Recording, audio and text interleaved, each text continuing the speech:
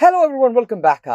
നമ്മളിന്ന് ഡിസ്കസ് ചെയ്യാൻ പോകുന്ന ചാപ്റ്ററിന് ഒരു സൈബർ സ്പേസ് എന്നാണ്. കുറച്ച് ഔട്ട്ഡേറ്റഡ് ആണ് ഈ ഒരു ആർട്ടിക്കിൾ. എന്നാലും നമുക്കത് പഠിക്കാനുള്ളത് കൊണ്ട് നമുക്ക് എന്താണെന്ന് വെച്ചാൽ എളുപ്പത്തിൽ നിങ്ങൾക്ക് മനസ്സിലാവും. കാരണം എന്താണെന്ന് വെച്ചാൽ നമ്മൾ അറിയുന്ന ഒരുപാട് കാര്യങ്ങളാണ് ഇതിനകത്ത് എന്തെന്ന് പറയുന്നത്. സൈബർ സ്പേസ് എന്നാണ് നമ്മുടെ ചാപ്റ്ററിന്റെ പേര്.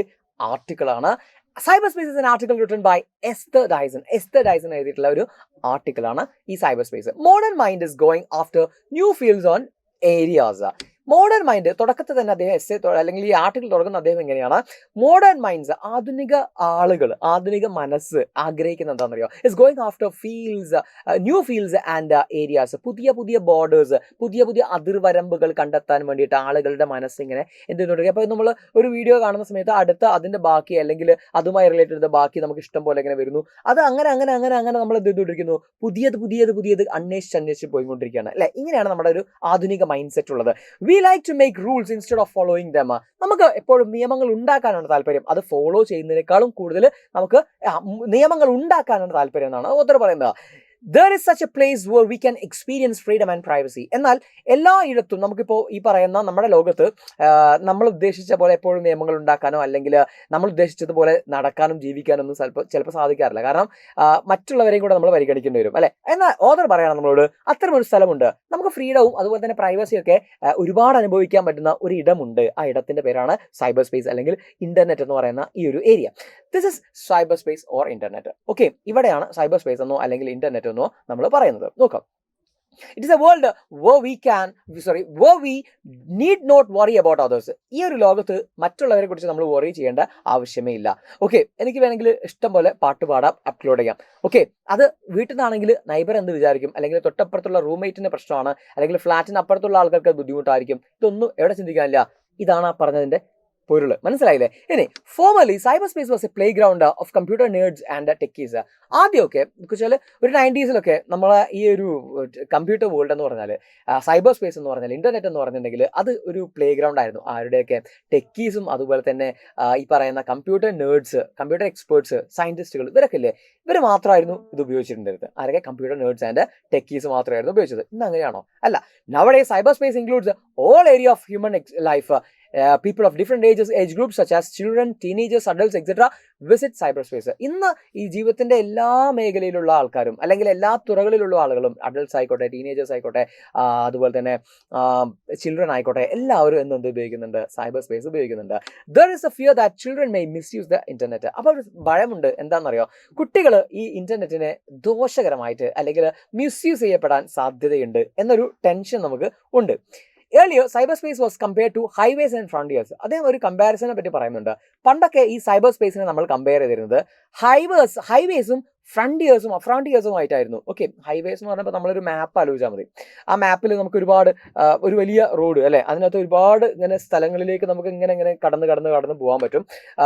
ജസ്റ്റ് ലൈക്ക് നമ്മളെ എന്താ പറയുക, ഒരു ഗൂഗിൾ മാപ്പൊക്കെ ആലോചിക്കുന്ന പോലെ നമുക്ക് ഒരുപാട് സ്ഥലങ്ങൾ എക്സ്പ്ലോർ ചെയ്യാൻ പറ്റും. അവിടെയൊക്കെ നമുക്ക് എന്ത് ചെയ്യാം, ഈ റോഡുകൾ നമ്മളെ കൊണ്ടെത്തിക്കും. ഇതായിരുന്നു ഈ ഇന്റർനെറ്റിനെ പണ്ടൊക്കെ എന്ത് ചെയ്തുകൊണ്ടിരുന്നത്, കമ്പയർ ചെയ്തുകൊണ്ടിരുന്നത്. എന്നാൽ അദ്ദേഹം എന്ന് പറയുന്നു, it is better to think of it as a world of virtual real estate. അദ്ദേഹത്തിന്റെ ആഗ്രഹം ഇന്നൊരു റിയൽ എസ്റ്റേറ്റ് പോലെ നമ്മൾ ഇതിനെ കാണുന്നതാണ്. ഒരു റിയൽ എസ്റ്റേറ്റ് എന്ന് പറയുമ്പോൾ അതിനകത്ത് സ്കൂൾ ഉണ്ടാവും, ചേർച്ച് ഉണ്ടാവും, എന്താ പറയുക, ബസ് സ്റ്റാൻഡ് ഉണ്ടാവും, ഷോപ്സ് ഉണ്ടാവും അല്ലെ. ഇവിടെയൊക്കെ നമുക്ക് കയറിയിട്ട് മാൾ ഉണ്ടാവും. ആ മാളിൽ പോയി നമുക്ക് പർച്ചേസ് ചെയ്യാം. അതുപോലെ തന്നെ നമുക്ക് സ്കൂളിൽ പോയിട്ട് വിദ്യാഭ്യാസം നേടാം. അതുപോലെ തന്നെ നമുക്ക് പാർക്കിൽ എന്റർടൈൻ ചെയ്യാം. സിനിമകളിൽ പോയിട്ട് നമുക്ക്. അപ്പൊ ഇതുപോലൊരു സ്ഥലം തന്നെയല്ലേ ഈ ഇന്റർനെറ്റ് എന്ന് പറയുന്നത്. നമുക്ക് പറഞ്ഞ കാര്യങ്ങളൊക്കെ ഇവിടെ നടക്കുന്നില്ലേ? അപ്പൊ അങ്ങനെ നോക്കുകയാണെങ്കിൽ നമുക്ക് ഇത് റിയൽ എസ്റ്റേറ്റ് ആയിട്ട് എന്ത് ചെയ്യാൻ പറ്റും? കാണാൻ പറ്റും. എന്തിനെ? സൈബർ സ്പേസിനെ. ക്ലിയർ അല്ലേ? Real estate means land and buildings on it. അത്രേ ഉള്ളൂ. Land and buildings on it. ഇതാണ് real estate. We have different types of buildings and land areas for different purposes like school, shopping malls, church, park. ഞാൻ തന്നെ discuss ചെയ്ത് കഴിഞ്ഞു. Cyber space is a virtual or computer generated real estate. Cyber space എന്ന് പറഞ്ഞാൽ virtual ആയിട്ടുള്ള അല്ലെങ്കിൽ computer generate ചെയ്യുന്ന ഒരു റിയൽ എസ്റ്റേറ്റ് ആണ്. ഇപ്പം ആമസോൺ എന്ന് പറയുന്ന ഒരു പെട്ടിക്കട ഉണ്ട് അല്ലെ. പെട്ടിക്കട എന്ന് നമ്മൾ പറയുമ്പോൾ നമുക്ക് വേണ്ടുന്ന സാധനങ്ങളൊക്കെ നമുക്ക് പർച്ചേസ് ചെയ്യാൻ പറ്റുന്ന സ്ഥലമാണ്. പണ്ട് ഐഡിയ എന്ന് പറഞ്ഞാൽ എന്തായിരുന്നു? നമ്മുടെ ഒരു കടയിൽ പോയി സാധനം വാങ്ങിക്കാറ്. മനസ്സിലായില്ലേ? ഇന്ന് നമ്മൾ ഓൺലൈനിൽ വാങ്ങിക്കുന്നു. എന്ന് വെച്ചാൽ ഒരു കടയുടെ കാര്യങ്ങൾ തന്നെയാണ് ചെയ്യുന്നത്. അപ്പോൾ ഈ ഒരു കടയുടെ അപ്പോൾ നമുക്ക് എഡ്യൂക്കേഷൻ വേണമെങ്കിൽ നമ്മൾ സ്കൂളിലേക്ക് പോകുന്നു, കോളേജിലേക്ക് പോകുന്നു. ഇതേ സാധനം നമുക്ക് ഇവിടെ നിന്ന് കിട്ടുന്നു, ഓൺലൈനിൽ കിട്ടുന്നു. സോ ഇങ്ങനെ നോക്കുന്ന സമയത്ത് വെർച്വൽ അല്ലെങ്കിൽ കമ്പ്യൂട്ടർ ജനറേറ്റഡ് റിയൽ എസ്റ്റേറ്റ്സ് ആണ് ഈ സൈബർ സ്പേസ് എന്ന് പറയുന്നത്. ഇനിയോ, there is websites instead of land and buildings. ലാൻഡിനും ബിൽഡിങ്ങിനും പകരം ഇപ്പം ഇന്ന് ആളുകൾ ബിസിനസ് ചെയ്യുന്ന സമയത്ത് അധികം ആളുകളും ഓൺലൈൻ ബിസിനസ്സിലേക്ക് തിരഞ്ഞെടുക്കാനുള്ള കാരണം എന്താ? സ്ഥലം വാങ്ങണ്ട, ബിൽഡിങ്ങിന് കാശ് റെന്റ് കൊടുക്കണ്ട, അല്ലേ? ഇങ്ങനെ ഒരുപാട് സ്റ്റാഫ്സ് കുറയ്ക്കാം. അപ്പോൾ ഇതൊക്കെ ഒരുപാട് ഓപ്പർച്യൂണിറ്റീസ് അല്ലേ? അപ്പോൾ അതാ പറഞ്ഞിരുന്നത് ദർ ഇസ് വെബ്സൈറ്റ്സ്. നമുക്ക് ഒരുപാട് വെബ്സൈറ്റ്സ് ഉണ്ട്. Instead of lands and buildings, ബിൽഡിങ്ങിനും ലാൻഡിനും പകരം അവിടെ എന്താ ഉള്ളത്? വെബ്സൈറ്റുകളാണുള്ളത്. സിമ്പിളാണ് ഇതൊക്കെ. ഇത് പണ്ടൊരു 10 വർഷം മുമ്പൊക്കെ കുട്ടികൾക്ക് പഠിപ്പിക്കുകയാണെങ്കിൽ അവർക്ക് ഇങ്ങനെ ആലോചിച്ചെടുക്കണം. അപ്പോൾ നമുക്കിതൊക്കെ ക്ലിയർ ആയിട്ടുള്ള കാര്യങ്ങളാണ്. ഇനി among these websites there are some of free. ചില വെബ്സൈറ്റ്സുകൾ ഫ്രീ ആണ്, നമുക്കറിയാം അല്ലേ? ചിലർക്ക് പൈസ കൊടുക്കണം. എനിവൺ സബ്സ്ക്രൈബ് ചെയ്യുക, നമ്മൾ പേ ചെയ്തിട്ട് ഉപയോഗിക്കേണ്ട എന്തുണ്ട് വെബ്സൈറ്റ്സ് ഉണ്ട് അല്ലേ? ഇനിയോ anyone can visit those sites. Some websites are private. എല്ലാവർക്കും വേണമെങ്കിലും എന്ത് ചെയ്യാം? ഈ വെബ്സൈറ്റ്സിൽ കയറാം. ചില വെബ്സൈറ്റ്സ് ഒക്കെ എന്താണ്? പ്രൈവറ്റ് ആണ്. അത് പ്രൈവറ്റ് ആയിട്ടുള്ള ആളുകൾക്ക് മാത്രമേ ആ യൂസർ ഐഡിയും പാസ്വേഡൊക്കെ അടിച്ചു കഴിഞ്ഞാൽ മാത്രമേ ഉപയോഗിക്കാൻ പറ്റുള്ളൂ. Next, we have to pay for using them. Okay, ready അല്ലേ? പൈസ കൊടുക്കണം അത് ഉപയോഗിക്കാൻ. Some sites are good for children. ചില സൈറ്റ്സുകളൊക്കെ കുട്ടികൾക്ക് നല്ലതാണ്. There are websites we must always avoid. ചില വെബ്സൈറ്റുകളുണ്ട് നമ്മൾ എന്തായാലും അവോയ്ഡ് ചെയ്യേണ്ട വെബ്സൈറ്റ്സ് ഉണ്ട്. അപ്പോൾ നമ്മുടെ മെൻ്റൽ ഹെൽത്തിനെയും ഫിസിക്കൽ ഹെൽത്തിനെയും ഒക്കെ ബാധിക്കുന്ന, അല്ലെങ്കിൽ നമ്മുടെ ഒരു തോട്ട് പ്രോസസ്സിനെയും ഒക്കെ ബാധിക്കുന്ന ചില എന്താ പറയുക സൈറ്റുകൾ ഉണ്ടാവും. സോ നമ്മൾ എന്ത് ചെയ്യണം? ആ വെബ്സൈറ്റ്സ് അവോയ്ഡ് ചെയ്യുന്നതാണ് ഏറ്റവും നല്ലത്. Some misuse the freedom on cyber space. ഇതിന് കൂടെ അദ്ദേഹം പറയുന്നുണ്ട് ചില ആളുകൾ എന്ത് ചെയ്യാറുണ്ട്? ഈ ഫ്രീഡം, സൈബർ സ്പേസിലുള്ള ഫ്രീഡത്തെ മിസ്യൂസ് ചെയ്യാറുണ്ട്. അതാണല്ലോ നമുക്കിപ്പോൾ ഉണ്ടാകുന്ന ഒരുപാട് തട്ടിപ്പുകളും കാര്യങ്ങളൊക്കെ സൈബർ സ്പേസിലൂടെ വരുന്നത് അല്ലേ? സൈബർ ക്രൈമുകളൊക്കെ ആയിട്ട് മാറുന്നത് അങ്ങനെയാണ്. ഇനി misuse makes cyber space A nasty place. അപ്പോൾ ഇങ്ങനെ സ്ഥിരമായിട്ട് മിസ്യൂസ് നടക്കുമ്പോൾ സ്വാഭാവികമായിട്ടും സൈബർ സ്പേസിനെ ഒരു മോശം സ്ഥലമായിട്ട് മാറുകയാണ് അല്ലേ? ഇപ്പോൾ ഇത്തരത്തിലുള്ള സ്കാമുകൾ ഒരുപാട് വരുമ്പോൾ സ്വാഭാവികമായിട്ടും ആളുകൾക്ക് ഒരു പേടിയുണ്ടാവും ഇതൊക്കെ ഉപയോഗിക്കാൻ വേണ്ടിയിട്ട്.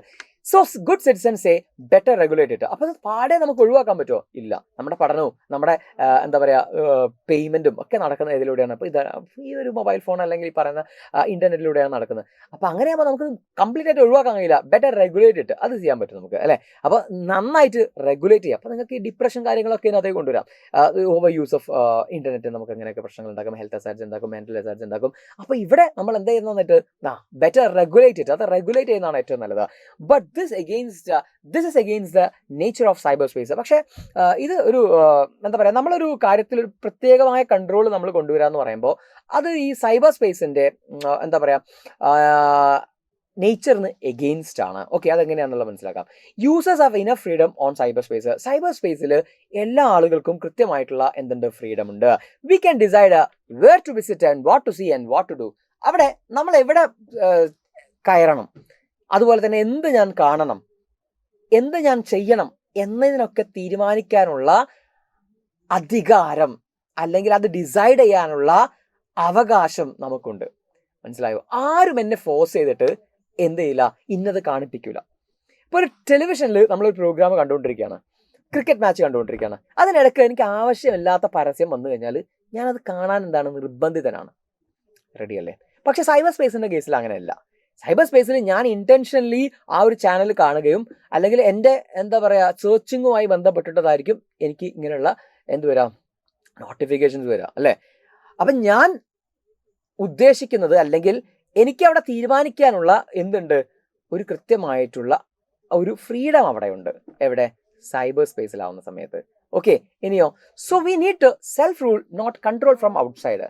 അപ്പോൾ അതാണ് നേരത്തെ പറഞ്ഞത്, ഈ പേജിൽ ഞാൻ പറഞ്ഞ് അവസാനിപ്പിച്ചിട്ടുണ്ടായിരുന്നു, ഇത് എഗെയിൻസ്റ്റ് ആണ് നമ്മുടെ സൈബർ നേച്ചറിനെന്ന്. അത് ഇവിടെ പറയുന്നത് മനസ്സിലാക്കാം നമുക്ക്. So we need self rule not control outside. പുറത്തു നിന്നുള്ള ഒരു കൺട്രോൾ അല്ല നമുക്ക് വേണ്ടത്, മറിച്ച് സെൽഫ് റൂളാണ് വേണ്ടത്. എന്ന് വെച്ചാൽ കുറച്ചുകൂടെ ഈസി ആയിട്ട് പറഞ്ഞാൽ, ഇപ്പോൾ ഒരാൾ നിങ്ങളെ വീട്ടിൽ അച്ഛൻ 2 പൊതി കൊണ്ടുവന്ന് വെച്ചിട്ടുണ്ട്. അതിലൊന്നെടുത്ത് നിങ്ങൾക്ക് തന്നു, ഒരു വലിയ പൊതി എടുത്ത് നിങ്ങൾക്ക് തന്നു. തൊട്ടപ്പുറത്ത് മറ്റൊരു പൊതി, ചെറിയ പൊതിയുണ്ട്, അതെടുക്കരുതെന്നും പറഞ്ഞു. നമ്മുടെ കൈ കിട്ടിയ പൊതി പൊടിക്കുന്നതിനേക്കാളും മുമ്പേ നമുക്ക് അത് പൊളിച്ചു നോക്കാനായിരിക്കും താല്പര്യം ഉണ്ടാവുക അല്ലേ? അപ്പം നമ്മളോട് ഒരു സാധനം എന്താ പറയുക കൺട്രോൾ ചെയ്യുകയാണെങ്കിൽ, ഇപ്പോൾ ഔട്ട്സൈഡിൽ നിന്ന് കൺട്രോൾ ചെയ്യുകയാണെങ്കിൽ എന്ന് വെച്ചാൽ പുറത്തുനിന്ന് ഇപ്പോൾ ഗവൺമെൻറ് ബ്ലോക്ക് ചെയ്യുകയാണ് അല്ലെങ്കിൽ അങ്ങനെയുള്ള ഒരു ബ്ലോക്കിംഗ് ഒക്കെ വരികയാണെങ്കിൽ അതെങ്ങനെയെങ്കിലും ഒന്ന് റിക്കവർ ചെയ്യാൻ അല്ലെങ്കിൽ അത് എങ്ങനെയെങ്കിലും ഒന്ന് കാണാനൊരു ഇൻറ്റൻഷൻ നമുക്കുണ്ടാവും അല്ലേ? അപ്പോൾ അതാണോ വേണ്ടത്? അല്ല. പിന്നെന്താ വേണ്ടത്? സെൽഫ് റൂളാണ് വേണ്ടത്. സെൽഫ് റൂളാണ്. ഞാൻ തീരുമാനിക്കണം, ഞാൻ മനസ്സിലാക്കണം അതിൻ്റെ തന്നെ പ്രശ്നങ്ങൾ ഉണ്ടാക്കുന്നു, അല്ല എൻ്റെ ടൈം കില്ല് ചെയ്യുന്നു, അല്ലെങ്കിൽ എനിക്ക് മെൻ്റൽ പ്രശ്നങ്ങൾ ഉണ്ടാക്കുന്നു. സോ ബെറ്റർ റെഗുലേറ്റഡ്, അല്ലെങ്കിൽ അത് ഒഴിവാക്കേണ്ടതാണ്. ക്ലിയർ അല്ലേ? അതാണ് പറഞ്ഞത്. So we need self rule not control from outside. പുറത്തുനിന്നുള്ള കൺട്രോൾ അല്ല നമുക്ക് വേണ്ടത്, സെൽഫ് റൂളാണ് വേണ്ടത്. നെക്സ്റ്റ്, ഇനി അത് സിമ്പിൾ ആയിട്ടുള്ള കാര്യം, cyber space can be divide into 3 categories. ഏതൊക്കെയാ? പ്രൈവറ്റ് ഇമെയിൽ കോൺവെർസേഷൻ എന്നൊരു കാറ്റഗറി ആക്കാം. അതുപോലെ തന്നെ പ്രൈവറ്റ് ഇമെയിൽ കോൺവെർസേഷൻ 3 കാറ്റഗറിയാണ് സൈബർ സ്പേസിലുള്ളത്. എന്ന് വെച്ചാൽ ഇന്റർനെറ്റിൽ 3 സേവനങ്ങളുണ്ട്. 1 ഇമെയിൽ അയക്കാൻ. ഓക്കെ. 2 എന്താണ് ഇൻഫർമേഷൻ ആൻഡ് എന്റർടൈൻമെന്റ്. ഇപ്പോൾ യൂട്യൂബ് അതിൻ്റെ ഒരു എക്സാമ്പിൾ ആണ്. ഇൻഫർമേഷൻ കിട്ടും, അതുപോലെ എന്റർടൈൻമെന്റ് കിട്ടും. Next real communities. Real communities എന്ന് പറഞ്ഞിട്ടുണ്ടെങ്കിൽ these groups of people who communicate among themselves as in WhatsApp group, Facebook group etcetera. Clear അല്ലേ? ഫേസ്ബുക്ക് ഗ്രൂപ്പ് അതുപോലെ തന്നെ വാട്സ്ആപ്പ് ഗ്രൂപ്പിലൊക്കെ ആളുകൾ കൂട്ടം കൂടെ ഇരുന്നിട്ട് ചാറ്റ് ചെയ്യുക, ഡിസ്കസ് ചെയ്യുക കാര്യങ്ങൾ. ഇങ്ങനെ 3 തരത്തിലാണ് നമ്മുടെ എന്തുള്ളത് സൈബർ സ്പേസിനെ നമ്മൾ ഡിവൈഡ് ചെയ്യുന്നത്. Okay. Next these cyber space, അത് ചോദിക്കാനുണ്ടോ? ഇതൊരു ക്വസ്റ്റ്യൻ ആയിട്ട് ഇപ്പോഴും കാണാറുണ്ട്. ഏതൊക്കെയാണ് ആ 3 കാറ്റഗറി? നമ്മുടെ എസ്സേയിൽ നമ്മൾ പറയണം. In these cyber space communities people can interact, share ideas, information, give social support to business, do business, play games and discuss topics. ഈ സൈബർ സ്പേസിലെ കമ്മ്യൂണിറ്റീസിൽ, നേരത്തെ നമ്മൾ പറഞ്ഞ കമ്മ്യൂണിറ്റീസിലെ, ആ കമ്മ്യൂണിറ്റീസിലെ ആളുകൾക്ക് പരസ്പരം ഇന്ററാക്ട് ചെയ്യാം, ചാറ്റ് ചെയ്യാം, അതുപോലെ തന്നെ അവരുടെ ആശയങ്ങൾ അവർക്ക് പങ്കുവയ്ക്കാം, ഇൻഫർമേഷൻ അതുപോലെ തന്നെ സോഷ്യൽ സപ്പോർട്ട് നമുക്ക് നൽകാം, ബിസിനസ് നമുക്ക് ചെയ്യാം, ഓക്കെ, ഗെയിം നമുക്ക് കളിക്കാം. ഇത്രയൊക്കെ ഇവിടെ എന്താ പറയുക സാധ്യതകളുണ്ട് ഈ പറയുന്ന സൈബർ സ്പേസ് കമ്മ്യൂണിറ്റീസിൽ സാധ്യതയുണ്ട്. Almost all communities follow certain rules and behave properly. ഏകദേശം എല്ലാ കമ്മ്യൂണിറ്റീസിലും ഒരു സർട്ടൻ നിയമങ്ങളുണ്ടാവും. ഇപ്പോൾ അഡ്മിൻ ആയിരിക്കും ആ നിയമം എന്ത് ചെയ്യുക പറയുന്നുണ്ടാവുക, അല്ലെ? ഈ ഗ്രൂപ്പിന്റെ നിയമാവലികൾ എന്ന് പറഞ്ഞിട്ടൊരു സാധനം ഉണ്ടാവും. അപ്പോൾ ആ നിയമങ്ങൾ എല്ലാ ആളുകളും എന്ത് ചെയ്യണം? ഫോളോ ചെയ്യുകയും വേണം. There are no power structure in cyber space. ഇപ്പോൾ അധികാര കേന്ദ്രങ്ങളൊന്നും എവിടെ ഇല്ല, സൈബർ സ്പേസിലില്ല. ഇപ്പോൾ നമ്മുടെ നാട്ടിലാണെങ്കിൽ, രാജ്യത്താണെങ്കിൽ ഒരുപാട് ഒരു ഹയറാർക്കി ഉണ്ടാവും, അല്ലെ?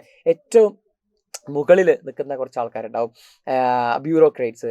അതുപോലെ തന്നെ എന്താ പറയുക, അപ്പോൾ ഏറ്റവും മേലെ നമ്മളെ പൊളിറ്റീഷ്യൻസ് തന്നെയാണ്. പൊളിറ്റീഷ്യൻസ് ഉണ്ടാവും, ബ്യൂറോക്രേറ്റ്സ് ഉണ്ടാവും, സർക്കാർ ഉദ്യോഗസ്ഥന്മാർ, അങ്ങനെയുള്ള, പിന്നെ പോലീസുകാർ, അങ്ങനെയുള്ള കുറേ ആൾക്കാർ, അല്ലേ?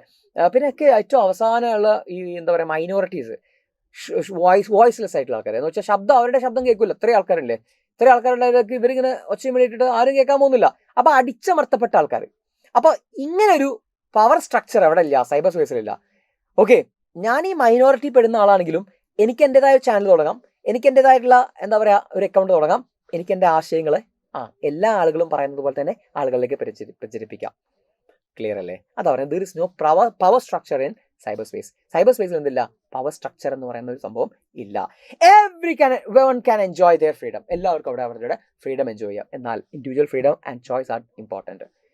Individual freedom and choice are important. അവിടെ ഇൻഡിവിജ്വൽ ഫ്രീഡത്തിനും അതുപോലെ തന്നെ നമ്മുടെ തെരഞ്ഞെടുപ്പുകൾക്കുമാണ് എന്ത് പ്രാധാന്യമുള്ളത്. ഓക്കെ. ഇനിയോ, in a democracy every one lives the rule of majority.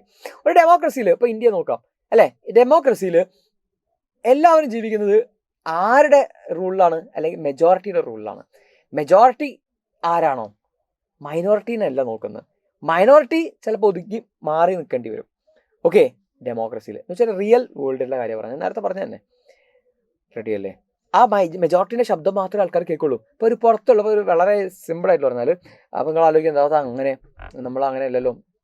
അപ്പോൾ ഒരു പുറത്ത് വിദേശിയായിട്ടുള്ള ഒരാൾ, അല്ലെങ്കിൽ വിദേശത്തുള്ള രാജ്യത്തുള്ള ആളുകളെ നമ്മളെ മനസ്സിലാക്കുന്നത് നമ്മുടെ ബഹുസ്വരം കൊണ്ടാണ്. അല്ലെങ്കിൽ ഈ പറഞ്ഞ ബഹുസ്വരം അല്ല, നമ്മുടെ ഈ ഏറ്റവും കൂടുതൽ ആളുകളുള്ള എന്താ പറയുക ആളുകളുടെ പാർട്ടി അല്ലെങ്കിൽ അവരുടെ നിലപാടായിരിക്കും ഇന്ത്യയുടെ നിലപാടായിട്ട് ആര് കാണുന്നത്? പുറത്തുള്ള രാജ്യക്കാർ കാണുന്നത്. മനസ്സിലായോ?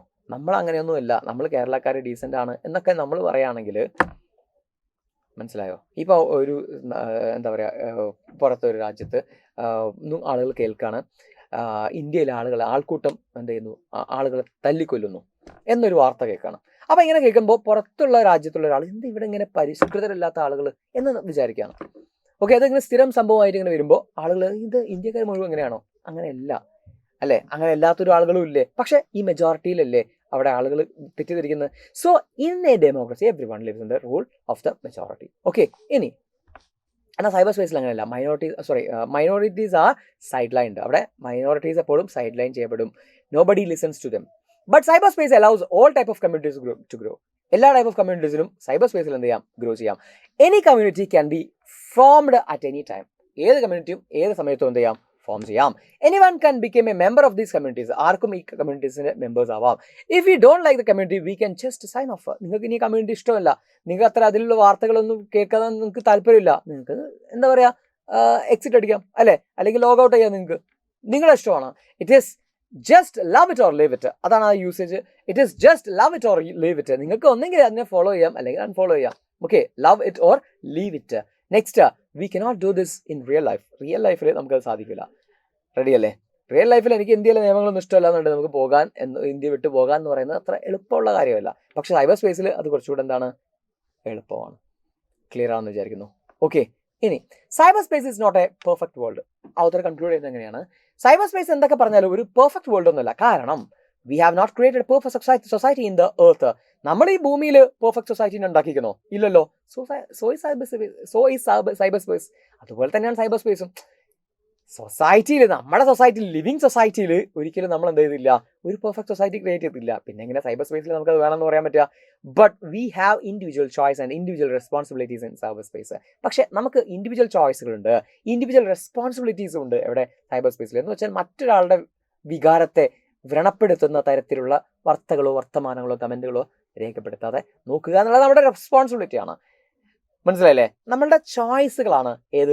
അത്തരം വർത്തമാനങ്ങൾ സ്ഥിരമായി വന്നുകൊണ്ടിരിക്കുന്ന ചാനലുകളെ ബ്ലോക്ക് ചെയ്യാനോ അല്ലെങ്കിൽ അതെന്തും അൺഫോളോ ചെയ്യാനോ നമുക്ക് എന്തുണ്ട്? ചോയ്സ് ഉണ്ട്. ഇതാണ് പറഞ്ഞത്. ഓക്കെ, സോ ഇത്രയേ ഉള്ളൂ ഈ ഒരു ചാപ്റ്റർ എന്ന് പറഞ്ഞാൽ. സൈബർ സ്പേസ് ഒരു പെർഫെക്റ്റ് വേൾഡ് അല്ല എന്ന് പറഞ്ഞിട്ടാണ് എന്ത് ചെയ്യുന്നത് അവസാനിപ്പിക്കുന്നത്. അതിൻ്റെ കാരണവും അദ്ദേഹം എന്ത് ചെയ്യുന്നുണ്ട്, പറയുന്നുണ്ട്. Hope you all understood. Thank U.